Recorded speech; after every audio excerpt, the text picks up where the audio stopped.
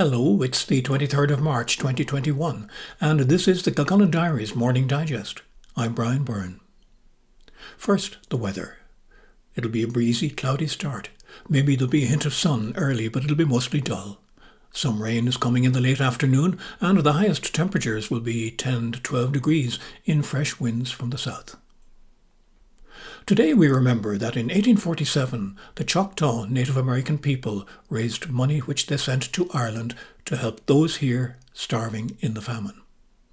What they sent was worth about $1 million in today's money, and they did it just 16 years after the Choctaw had themselves faced starvation and eviction from their traditional lands by the US government of the time. They felt our Irish pain. And we recognised that in 2018 by establishing scholarships to today's Choctaw Nation for their young people to study in Ireland. Yesterday on the diary we recognised the clean-up work at the weekend by residents in the old Kilcullen area. They collected more than 30 bags of debris, mostly chucked onto the grass verges from cars passing through the area. Bottom line, we're a dirty nation, especially those of us fortunate enough to have cars, or at least some of us. We also noted that there's a digitised copy available of a book published in 1862 about Ballytor and its inhabitants of 70 years before that. By Betsy Shackleton, the book takes us through the Quaker village house by house and person by person. It's a golden piece of socio-heritage not far from our own doorstep.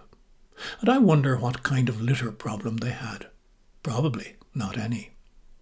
Meanwhile, Kilcullen's own Professor Theresa Lamb was on the national airwaves yesterday. As one of the scientists at the forefront of developing the AstraZeneca vaccine, we reported her reactions to the very positive new trials as she talked to Claire Byrne of RTE Radio. And in case you haven't heard, it's National Tree Week. On the diary yesterday we reposted a handy guide to our native trees in bud, courtesy of the County Kildare Heritage Office.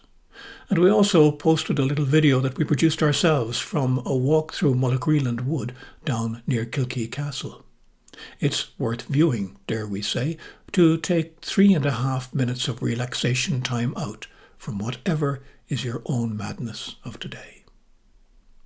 Tuesday is the publication day for our local papers, and the Kildare Nationalist lead from Finian Coughlin headlines Anger at Lockdown Protest Party. That relates to a Garda investigation into an alleged gathering of about 60 people in White Castle in Athy on the night before they took part in an anti-lockdown protest in Dublin on St. Patrick's Day. The Leinster leader's main story is a distressing one from Paul O'Mara. It's about Tusla, the family agency, being granted a court order relating to a toddler child whose mother left her in a pharmacy and ran unclothed through Kildare town.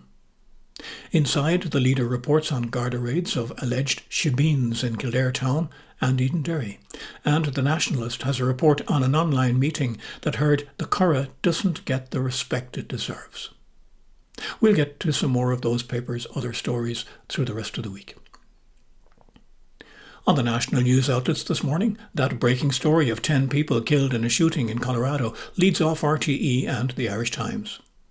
The Independent and the Irish Examiner both stick with coronavirus and how, as the Independent puts it, a surge in COVID cases threatens the easing of Level 5 restrictions.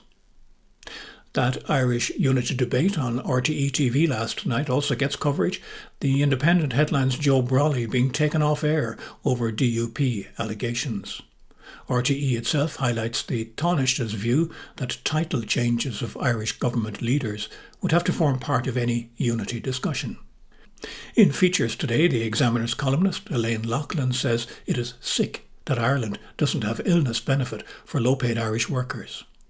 The Times gives prominence to a report that Irish far-right fake news online has helped to build a record number of racist incidents here. And finally, to finish with today's positive thought, I commend to you this one from Nelson Mandela. It always seems impossible until it's done. Hold that thought for whatever makes your today seem impossible. I'm Byrne. This has been another episode in this experimental series of morning digests on Kilcullen Diary. If you've any comments, complaints or constructive criticism, let me know. And in the meantime, thank you for listening.